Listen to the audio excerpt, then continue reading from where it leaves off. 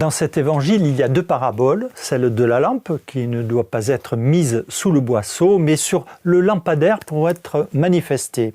Et celle de la mesure que nous utilisons lorsque nous faisons ou ce que nous sommes, elle sera aussi la même qui sera utilisée pour nous.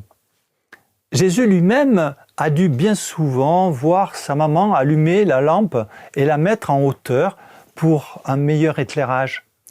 Pour Jésus, une lumière cachée qui pourrait être le repliement sur soi, le mensonge, la critique, est impensable.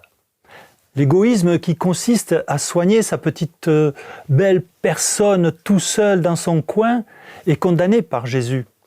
Le chrétien est à l'image de Dieu, mais cela ne suffit pas pour éclairer. Il doit être aussi à sa ressemblance.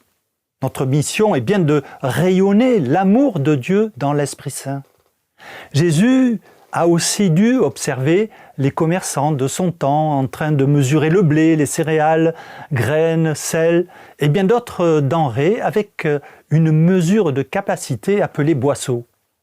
On peut tasser plus ou moins le contenu, ne pas remplir à ras-bord afin d'économiser, c'est-à-dire dissimuler sous le boisseau, de cacher quelque chose qui devrait être connu.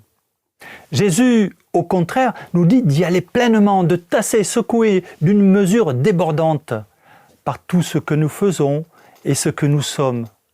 Faisons-le à l'exemple du Christ.